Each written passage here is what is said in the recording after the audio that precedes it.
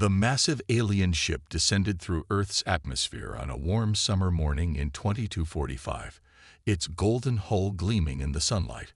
On the ground below, Ambassador Songhee stood among Earth's welcoming committee, holding a small transparent container close to her chest. Inside, her beloved pet Nabi swam in lazy circles, its bioluminescent patterns pulsing with gentle blue light. "Remember to stay calm," whispered her assistant. "The Empire's representatives are very formal." Songhee nodded, watching as the ship landed on the specially prepared platform in front of the United Earth Government headquarters in New Seoul. The ship's size made Earth's largest buildings look tiny in comparison.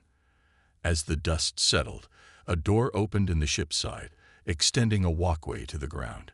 The aliens that emerged looked almost human, except for their silver skin and height. They were all over 7 feet tall. Their leader wore flowing robes of deep purple, decorated with strange symbols that seemed to shift and change. Songhee stepped forward, Nabi's container still held carefully in her arms. "Welcome to Earth," she said clearly in English, the agreed-upon language for first contact. "I am Ambassador Songhee, representing the United Earth Government." The alien leader bowed slightly. "I am High Commander Rel of the Galactic Empire. We are pleased to finally meet humanity in person after our long-distance communications." As they walked toward the meeting hall, Nabi's bioluminescent patterns brightened with excitement, creating beautiful swirls of blue and green light. One of the Empire's officials noticed and pointed at the container. "What is that creature you carry, Ambassador?"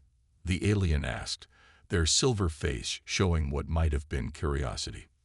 Songhee smiled warmly. "This is Nabi, my companion. She's a rare species we discovered in Earth's deep oceans. She helps keep me calm during important meetings." She held up the container to give them a better view. "Would you like to see her closer?" The aliens stepped back, their expressions changing to something that looked like disgust. High Commander Rel spoke slowly. "You keep a lesser being as companion?" "Yes," Songhee replied, not understanding their reaction. "Many humans have pets, animals we care for and share our lives with. They're part of our families." The aliens exchanged looks that made Songhee feel uncomfortable. "How primitive," one of them muttered in their own language, not realizing Songhee had studied it. Over the next few weeks, as meetings continued between Earth and the Empire, Songhee noticed more and more negative reactions to Nabi. The Empire's representatives would avoid sitting near her during discussions. They would make comments in their language about how disappointing it was to find humans playing with animals like children. One day, during a break between meetings, Songhee sat in her office, watching Nabi swim. The creature had been her companion for 5 years, ever since the deep-sea exploration team had found its species. Nabi's kind showed remarkable intelligence and emotional awareness, forming strong bonds with humans they trusted.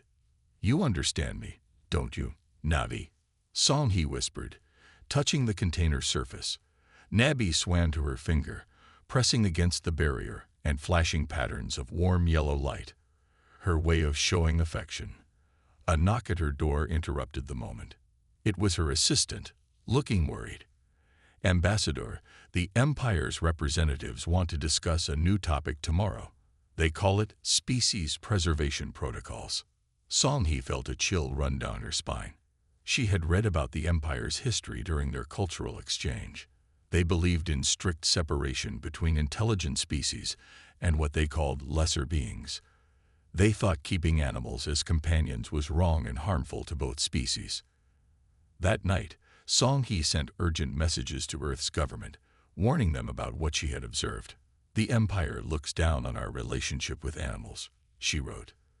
"They don't understand the bond between humans and pets. This could become a serious problem." The government's response was careful. "Maintain diplomatic relations, but protect our interests. We cannot let them force their beliefs about animals on us." The next morning, Songhee walked into the meeting room with Nabi's container held even closer than usual. The Empire's representatives sat stiffly in their chairs, their silver faces showing no emotion. But she could feel their judgment, their belief that humans were somehow less advanced because they chose to share their lives with animals. As High Commander Rel began speaking about their concerns regarding humanity's primitive practices, Song He realized this was more than just a cultural difference. The Empire saw themselves as superior beings who had moved beyond the need for animal companionship. They didn't understand, or want to understand, how humans could form meaningful bonds with other species. Looking down at Nabi, whose patterns now showed waves of nervous purple light, Song He made a silent promise. She would protect her friend and all of Earth's beloved animal companions, no matter what the Empire thought. She didn't know it then, but this was just the beginning of a conflict that would shake the galaxy. The meeting ended with tension hanging heavy in the air. As Song He left the room, she heard one of the Empire's officials say in their language, "Perhaps we made a mistake in contacting them so soon. They are clearly not ready for true civilization." Song He held Nabi's container tighter, watching the creature's concerned flashing patterns. She knew dark times were coming, but she would face them with her loyal friend by her side, no matter what the Empire thought about it. What nobody in that room knew was that humanity's apparent technological gap with the Empire was mostly for show. Earth had secrets of its own, secrets that would become very important very soon. But for now, Song He could only watch and wait, protecting Nabi while trying to prevent a diplomatic disaster that seemed more likely with each passing day. The Empire's capital world gleamed like a jewel in space, its crystalline towers reaching toward the stars. Ambassador Song He stood at the window of her assigned quarters, watching 3 suns set in sequence. Behind her, Nabi's container sat on a specially designed stand, the creature's blue lights reflecting off the polished walls. "I don't like this place," Song He told Nabi softly. "Everything is too perfect, too cold." She touched the container gently, and Nabi swam up to meet her finger, flashing patterns of comfort. A harsh knock at the door broke their peaceful moment. Before Song He could answer, it slid open. 5 Imperial officials marched in, their silver faces set in stern expressions. Ambassador Song He, the lead official, said, "We are here to enforce Imperial Species Preservation Protocol 447B. The creature you have brought to our world must be properly processed and contained." Song He stepped between them and Nabi's container. "This is a diplomatic residence. You have no right to enter without permission." Her heart pounded, but her voice remained steady. "Nabi is my registered companion animal, cleared by your own customs department." The officials moved forward anyway.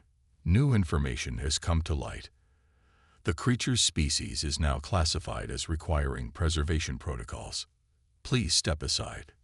"No," Song He said firmly. "I demand to speak with High Commander Rel immediately. This is a violation of diplomatic." She couldn't finish. 2 officials grabbed her arms while the others moved toward Nabi's container. "Stop," Song He shouted, struggling against their grip. "You don't understand. Nabi needs specific water conditions.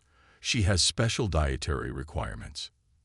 Nabi's lights flashed in panic, turning deep red with fear as strange hands lifted her container. The creature swam in frantic circles, bumping against the walls of her home. "The Empire's facilities are more than adequate for any aquatic species," one official said coldly. "This is for the creature's own good and for the advancement of proper species separation." Song He fought harder, managing to break free. She ran to her communication panel, hitting the emergency button that would alert Earth's diplomatic corps. But before she could say anything, another official stepped forward and disabled the system. "Please understand, Ambassador," the lead official said, "this is a simple matter of law. The creature will be properly housed in our preservation facilities. Her name is Nabi." Song He's voice cracked with emotion. "She's not just a creature. She's intelligent. She feels emotions. Please, just let me show you our research. Let me prove how special she is." But they were already leaving with the container. Nabi pressed against the side facing Song He, her lights pulsing in a pattern that Song He had never seen before, one of pure terror. The next 12 hours were a nightmare. Song-hee tried every diplomatic channel she could think of. She contacted Earth's emergency lines using her backup communicator. She even tried to reach sympathetic Empire citizens she had met during her time there. Finally, after what felt like forever, she received a message telling her to come to the Empire's central processing facility. Her heart filled with hope as she rushed there, imagining reunion with Nabi. Instead, she found High Commander Rel waiting with a small group of officials. Their faces showed no emotion as they handed her a document. "We regret to inform you," Rel said in a formal tone, "that during standard processing procedures, the specimen was unable to adapt to our preservation protocols. Despite our best efforts, it did not survive the transition." Song-hee felt the world spin around her. "What?" she whispered. "What did you do to her?" "Standard procedures," one official replied. "The creature was placed in our universal aquatic preservation chamber. Unfortunately, its primitive biology could not handle our advanced environmental controls." Song-hee's hands shook as she read the document. Nabi had died in pain, her delicate systems overwhelmed by the Empire's advanced technology. They hadn't bothered to read any of the care instructions Song-hee had tried to give them. They hadn't even tried to understand. "You killed her," Song-hee said quietly, tears running down her face. "She trusted humans. She trusted me to protect her. And you killed her because you were too proud to listen." The news reached Earth within hours. Videos of Imperial officials dragging Nabi away, recorded by hidden cameras in Song-hee's quarters, spread across the planet. People watched in horror as one of the last members of a rare species died due to the Empire's arrogance and ignorance. All across Earth, humans held their pets closer. They shared pictures of their animal companions online, telling stories of the bonds they shared. Protests broke out in front of every Imperial embassy and trade office on the planet. In her quarters, Song-hee sat alone, staring at the empty space where Nabi's container used to be. Her communicator blinked with a message from Earth's military command. "Return home immediately. Leave all diplomatic channels open. Say nothing more to them." She knew that tone. It was the same tone used in classified briefings about Earth's hidden military capabilities. The Empire thought they knew everything about humanity's technology. They were wrong. As Song-hee packed her bags, her hands still shaking with grief and anger, she remembered something her grandmother used to say: "Never start a fight, but always finish it." The Empire had started this fight. They had killed an innocent creature out of pride and prejudice. Now they would learn what happened when humanity decided to finish things. As her ship left the Empire's capital world, Song-hee looked back at its perfect, gleaming towers. Soon, she thought, they wouldn't look so perfect anymore. Because Nabi's death wouldn't be forgotten, it would be avenged. The Empire had killed her pet. Now they would learn why that was a terrible mistake. Captain Taeyong stood on the bridge of the ECS Phantom, Earth's most advanced stealth warship. The ship hung in space like a shadow, completely invisible to the Empire's detection systems. Around him, 11 other stealth ships waited in perfect formation, their black hulls absorbing all light. "Status report," he called out to his crew. Lieutenant Jin-ae looked up from her tactical station. "All ships report ready, Captain. The new targeting systems are working perfectly." Her fingers moved across the holographic display, showing the locations of the Empire's prized garden worlds. These weren't ordinary planets. The Empire had spent thousands of years turning them into perfect gardens, full of the most beautiful and rare plants in the galaxy. They were symbols of the Empire's power and culture. The nobles of the Empire competed to own the most impressive gardens. "Show me the first target," Taeyong ordered. A hologram appeared in the center of the bridge, showing a planet covered in purple and gold vegetation. According to their intelligence, this world held the Empire's oldest and most precious botanical collections. "This is Nova Garden," Jin-ae explained. "The Empire's royal family has been growing plants here for over 2,000 years." She zoomed in on specific areas. These red zones are their most valuable gardens. Tae-young nodded slowly. When news of Nabi's death had reached Earth, he had held his own pet cat and tried to imagine someone taking her away and killing her. The thought had filled him with cold anger. Now, that anger would have a purpose. All ships, activate stealth systems, he commanded. The fleet disappeared completely, becoming nothing more than slight distortions in space. Even those tiny ripples would be invisible to the Empire's sensors. The fleet moved silently through Empire space. They passed massive Imperial warships without being noticed.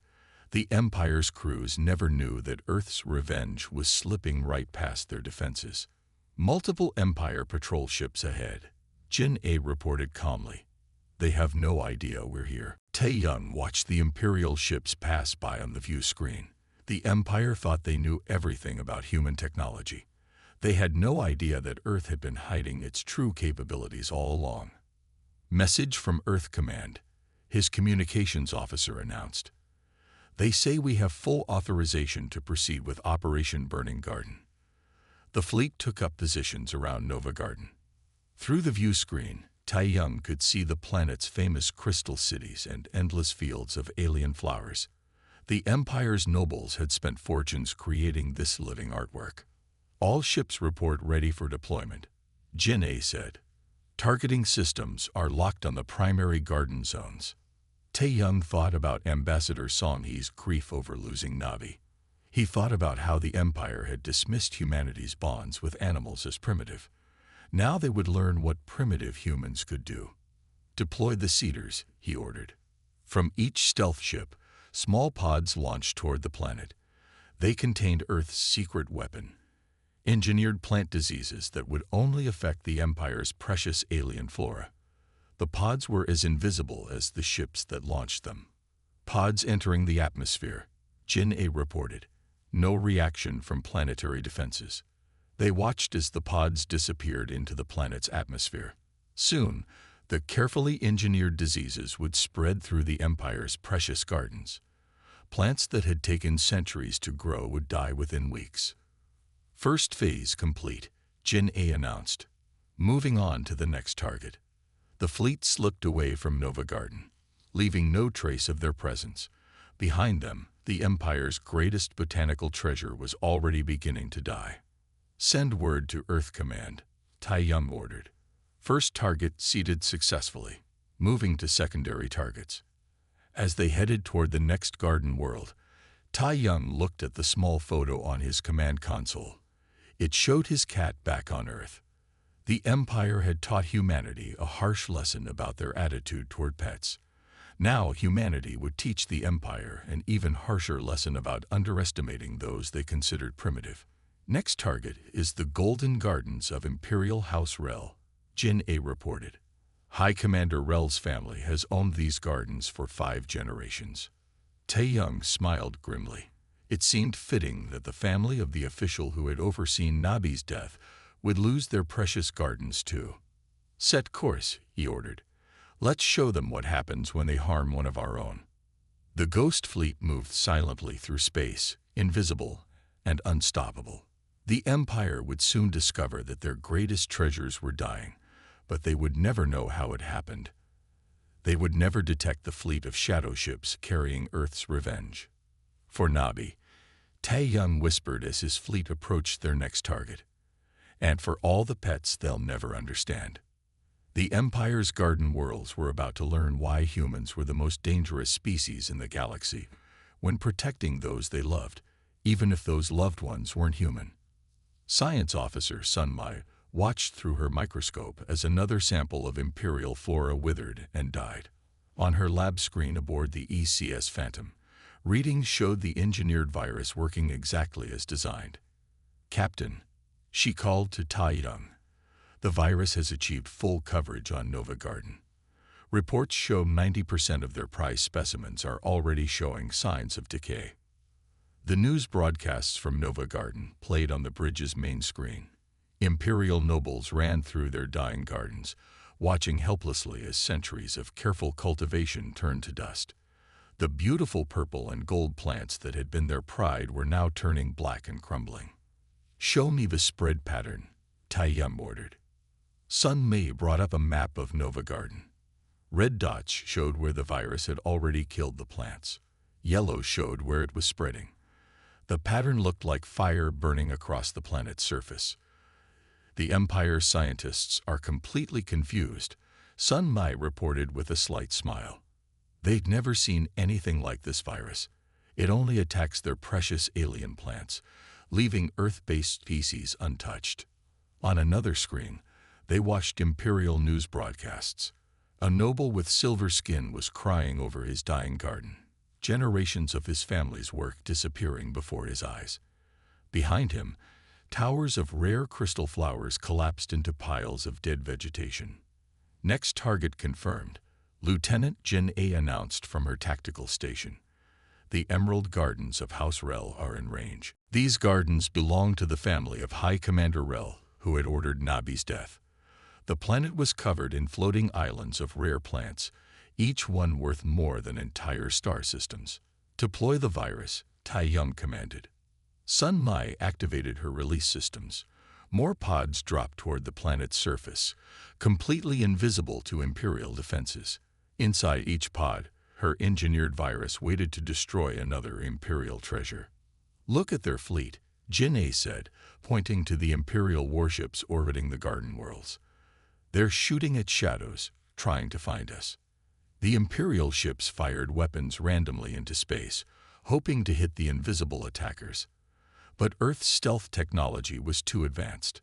The Ghost Fleet moved between the Imperial ships like spirits, completely undetected.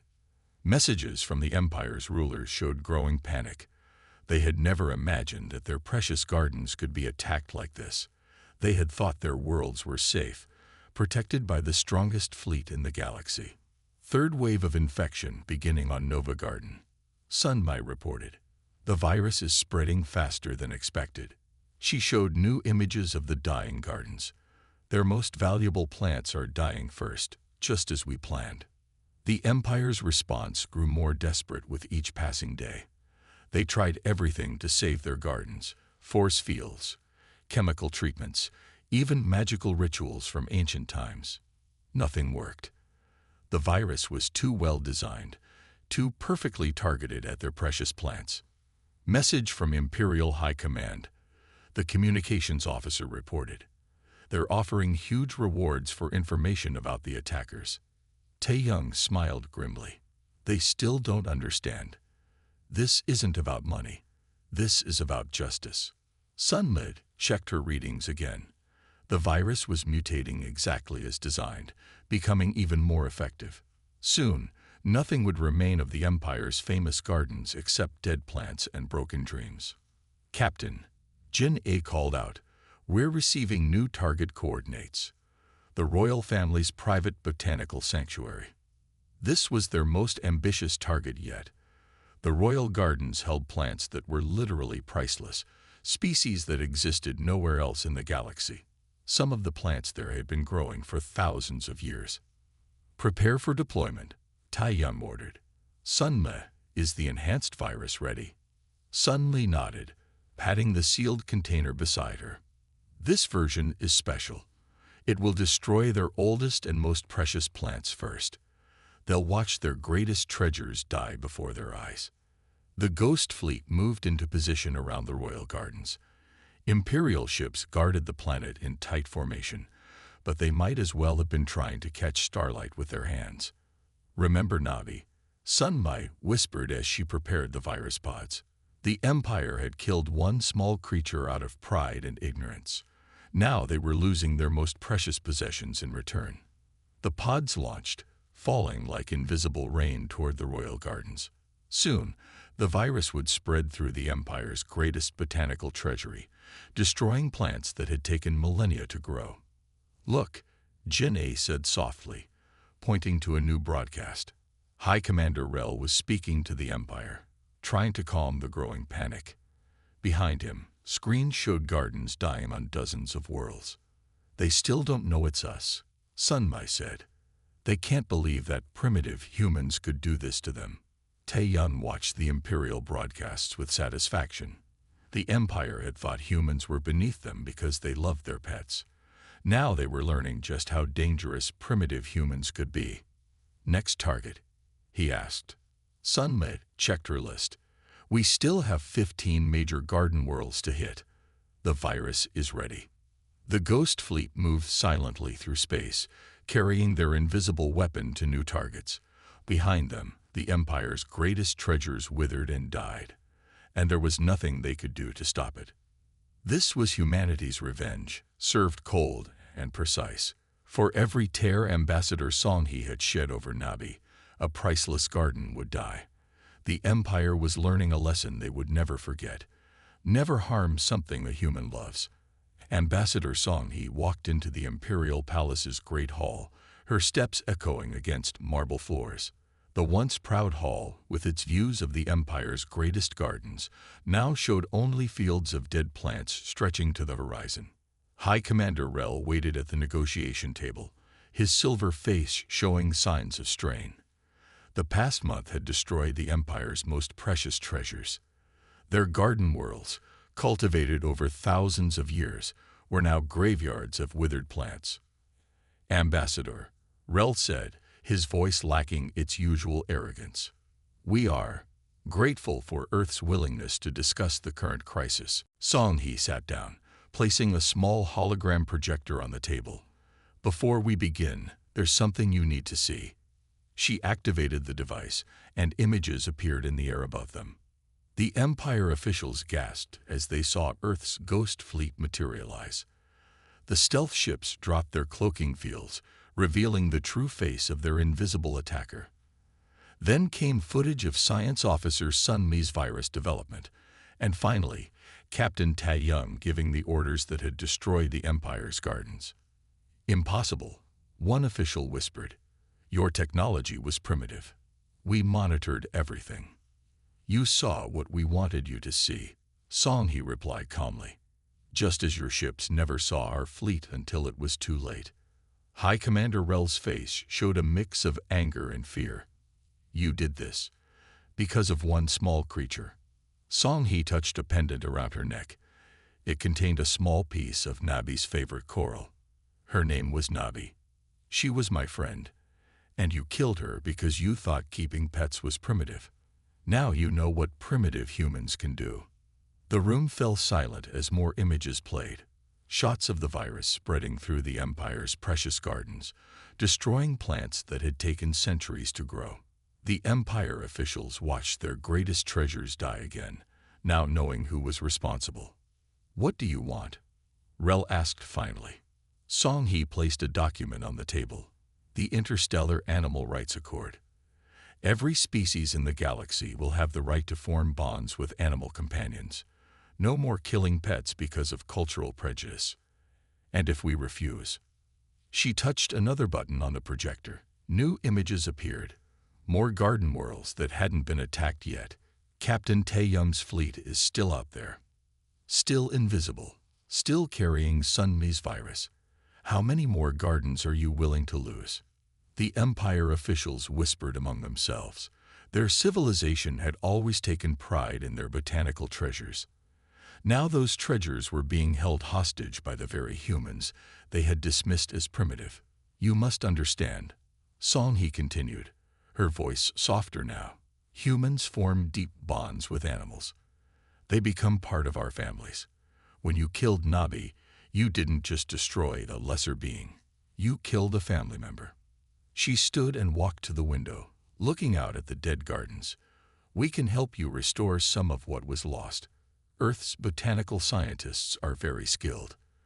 But first, you must understand and accept that different species can form meaningful bonds." High Commander Rel picked up the accord and began reading. His hand shook slightly as he looked at the requirements: legal protection for companion animals, recognition of emotional bonds between species, severe penalties for harming pets. "This changes thousands of years of imperial philosophy," he said. "Yes," Songhe agreed, "just as losing your gardens has changed your understanding of human capabilities."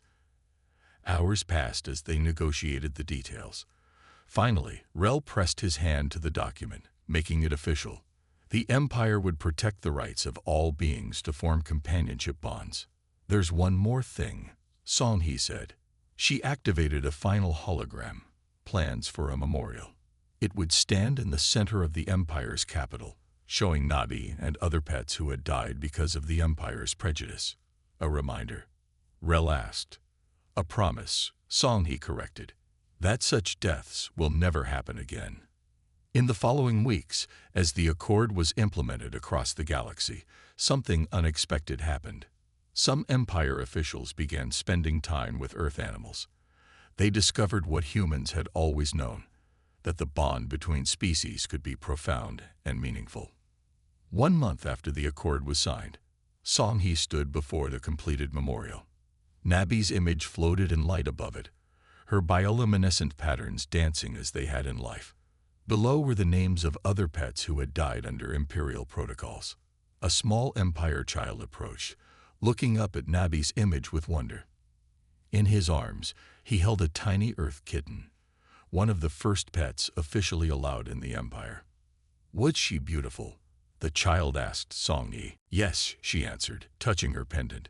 "She was beautiful and kind, and so much more than they understood." She looked at his kitten, "Just like your little friend there." As she watched the child cuddle his kitten, Song-Hee felt tears in her eyes. Not of sadness this time, but of hope.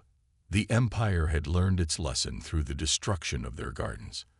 Now, perhaps, they would learn an even more important lesson through the love of pets. The Ghost Fleet returned to Earth, their mission complete. But their legend lived on, a reminder that humans would go to any length to protect those they loved, even if those loved ones weren't human at all. In the end, Nabi's death had changed the galaxy forever, teaching even the mighty Empire that true civilization isn't measured by its gardens or its technology, but by its capacity to love all forms of life.